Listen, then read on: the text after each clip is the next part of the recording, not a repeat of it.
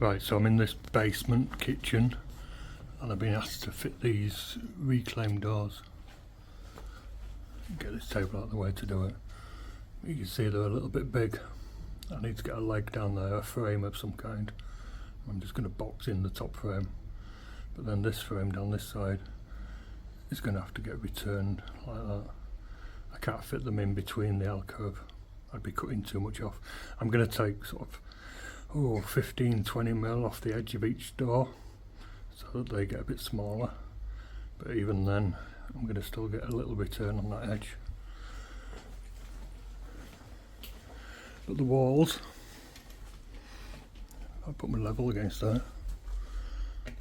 Let's move this out of the way. But the walls are pretty straight,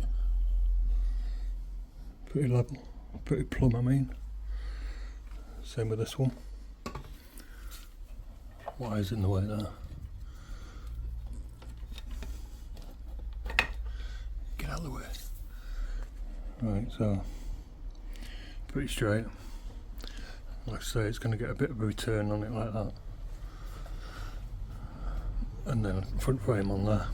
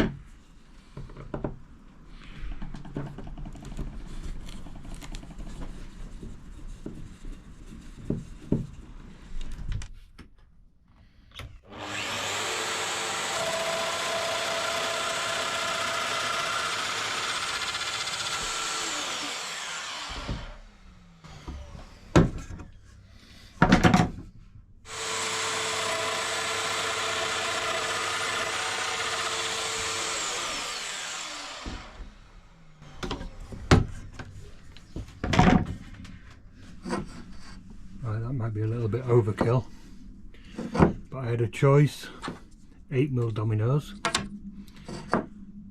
10mm dominoes, which I couldn't really fit two in nicely, or one 12mm. One 12mm does that, so I couldn't really get two in there. A tenon is about a third the width of your timber, so 12mm from 44 would be perfect. But I was worried, especially on this bottom one 12mm domino in there. It's going to go like that. I was worried a little bit that it might rock, I don't know. So that's why I went with two. Plus with that machine, easy peasy. And these dominoes that you've seen me use with the wiggly lines on, I've sanded them down so that they slide in easy for a dry fit.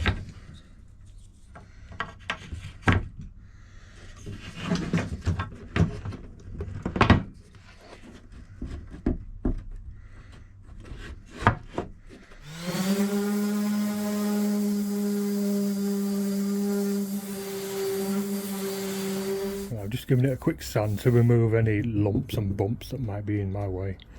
These are 80 grit, don't know if you can see that, Makita discs. So I'm going to cut these down.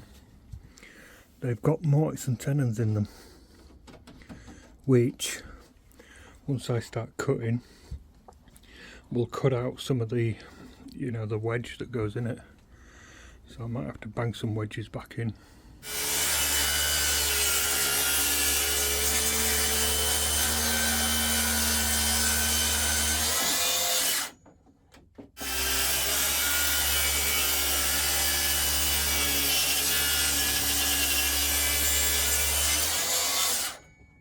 know if you can see, but I've got the fine tooth blade in it. It should really have a bit blading. Go quicker, but it's done alright.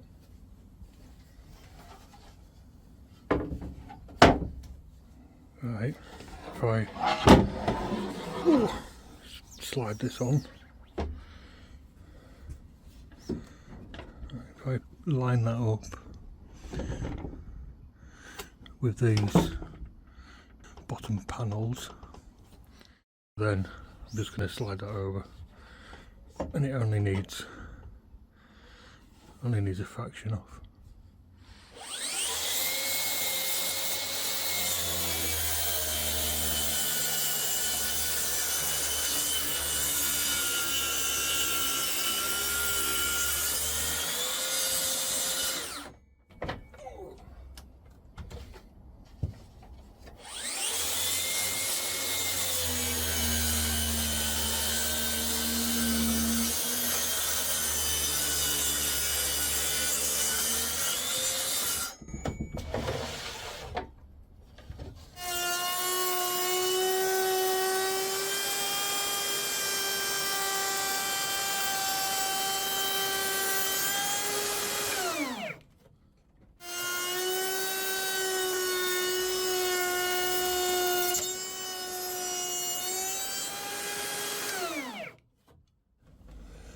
See, I've cut out some of the wedges.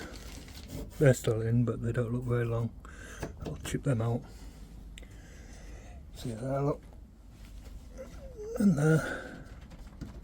I need to cut some more, bang some more back in. But the doors will fall to bits. These are a bit close as well. I only took a fraction off there, but I think somebody's already cut them down from that sort of width. So I don't know, I might put some dowels in. Right, so like that. It's a very small gap in between, but they've got to be painted yet. I don't want to make them perfect and then they get painted and then they don't shut. Doors are a little twisted as well. And I could have made these the same width, but they were odd size before, so I don't think it really matters. Plus I'm trying to reduce the width as much as possible.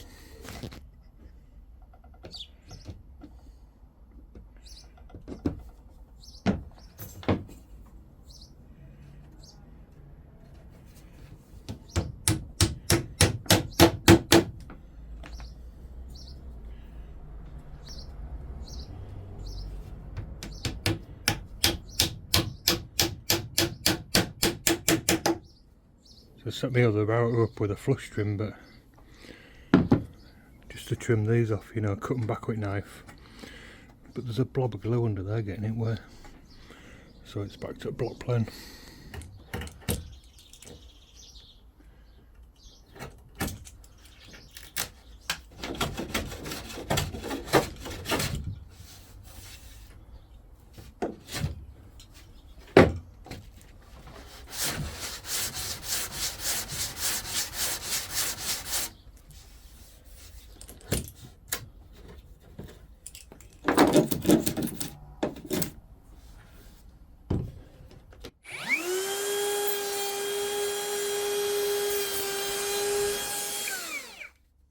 Right, so this is my hinge jig.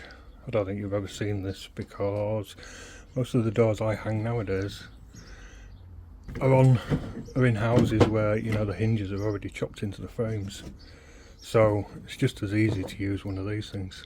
You know, stand my door in the frame, mark where the old hinges were cut into the frame, bang one of these on the side of the door, and quite often it's just 2 hinges. Just as quick to, you know, use them. But it's, you know, it works very similar. It's got a little fence on it. These things, see, they stop it going up just like this one does. I've got a box. This is the box. A router and a collet, or guide bush should I say. A router and a guide bush. Oh, that's locked off. Travel inside that little box and cut your hinge out. It's very simple to set up. It's got like, see these little pieces that stick out. So you set your length, tighten that up.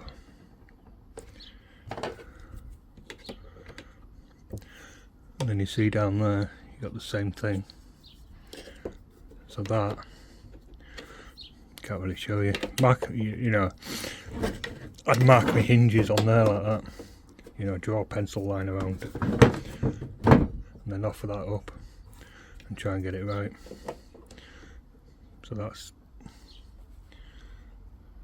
that distance. Anyway, I'll get this set up. This thing on the end, but when you hang your door, that one goes like that. So it's flush, or it should be. And then when you put it in your frame, that gives you your little gap at the top of the door. You know, that butts up to the inside of your frame. I'll show you because I'm going to do the other ones. I'm using it on this because I've got nice clean edge. I've got 1, 2, 3, 4, 5, 6, and then in the frame in there, you know, I've got another 6, so 12. It's worth it setting this up. Right, so I've got it on the door. Got this thing on there. That hinge is about right.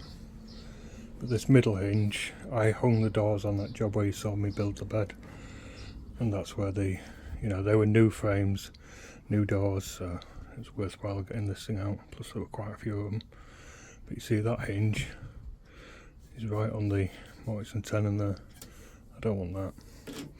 So that's the top of the door. I'd move it up. You know, sometimes on a door you'll see 2 hinges at the top, maybe one in the middle and one at the bottom. That's because a lot of the weight is at the top of the door. Plus I don't know, it sort of looks right. So I've already loosened that one. So I'll loosen that one, move it up beyond that tenon. Don't want it too far up. And then I'll do it with 2 hands, but you see that little nib? That's where your hinge wants to go. It won't stay. But I'll move that down. So it's between them 2 little nibs. Lock it off at that. Like I say, I'll do it properly with 2 hands.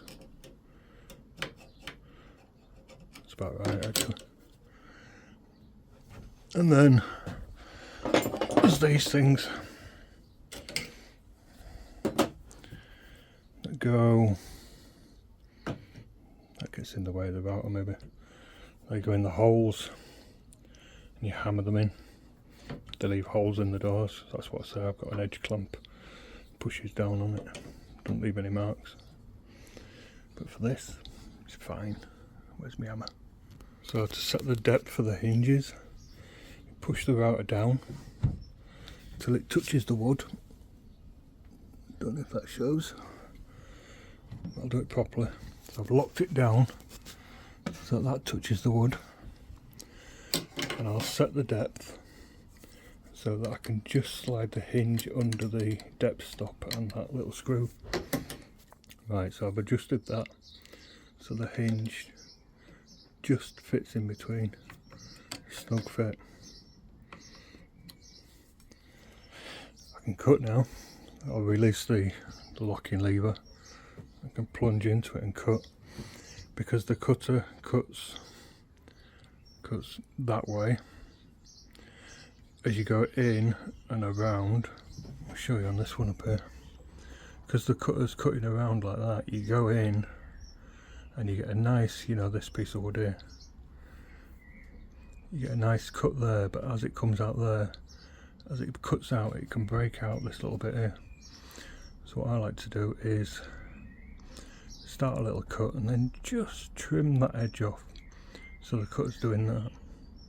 Then you go around, and when you come out here, it doesn't break that out so much.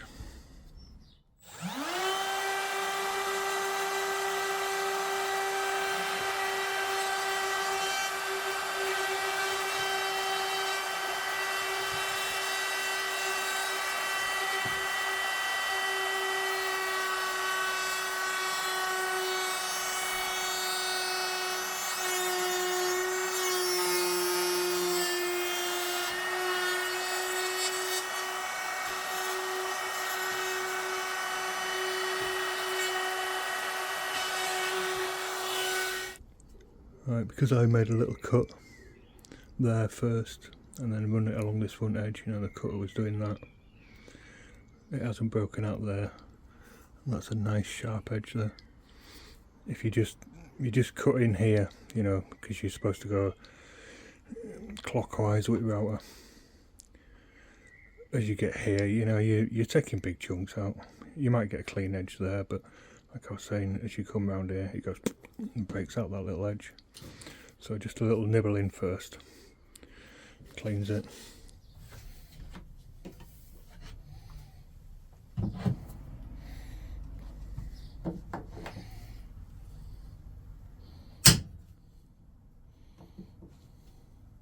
Cock that one up.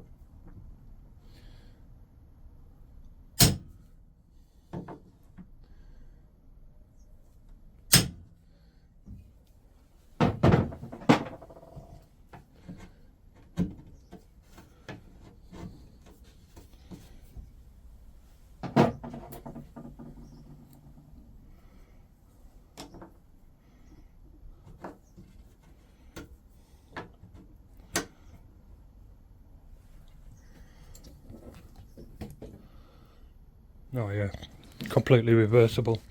This is the other door. All I've got to do is flip it over, so you only have to set this thing up once for your door and your frame. Right, so this is the leg of my frame. Got my face marks there, so now I'm cutting into the right bit. This block is just representing the head. This little thing, you know, turns, but it's the hole in the middle is offset, so when you put it on your frame,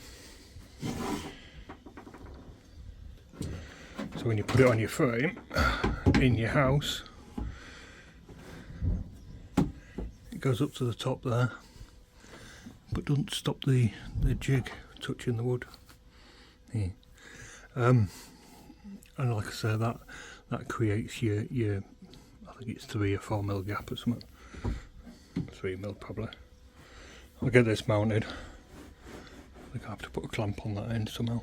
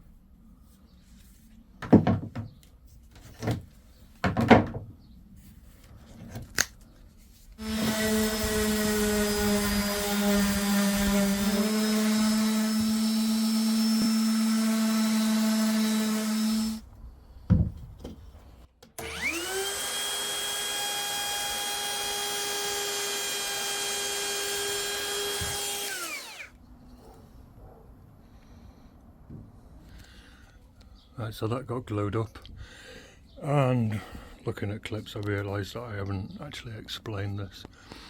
I was going to make a frame that had a return on it, but these doors are close to 30 mil thick, and with a rebate, you know, a stop bead, the frame would have ended up close to 44mm I mean. So I just used 2x2. I'm going to pin a bead on. I could have, these joints, I could have just screwed them together, but that's, you know, a little bit lazy. But these joints, I could have screwed them together, I could have put mortise and tenons, but I didn't want to see the screws in the end. But saying that, making it like this means I've got to screw it through the face to the wall. I can't win, can I, really, with this? Anyway, I'll get a bead put on and those screws will just have to get filled. Might cut some plugs for them. And this top was going to be 2x2 with some kind of panel inside, but by the time I'd added that on and the height of the doors, it came to two 2x2s side by side. So I just went with a piece of 4x2. And there's going to be a piece of like skirting across the top as a what do you call it, a pelmet, cornice, whatever you want to call it.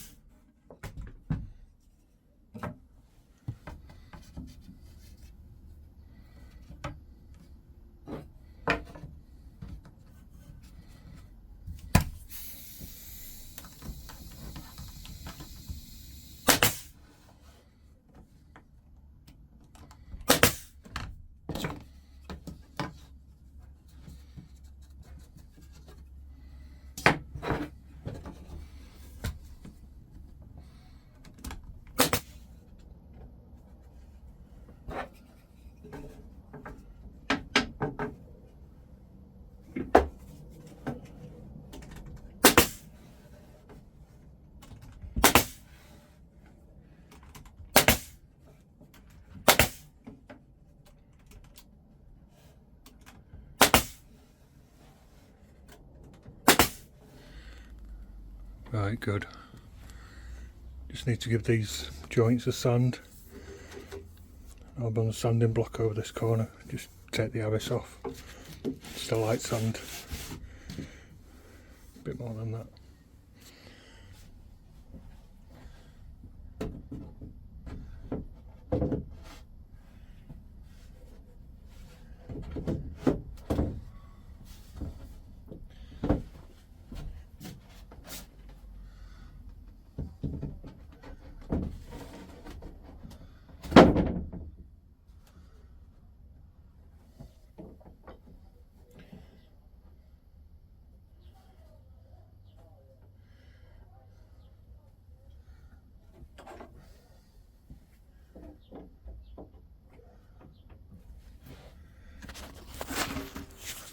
Oh, that'll do. Hinges look like they line up. Just drop them in.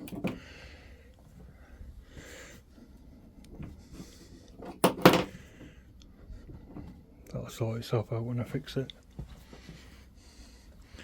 Small gap at the bottom.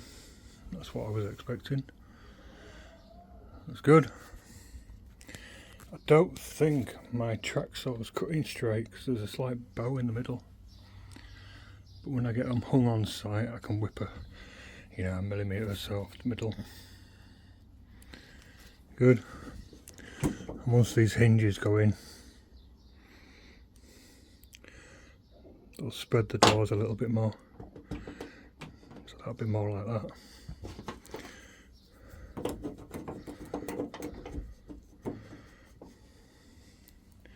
So this gap won't be quite so pronounced, I hope. Cool.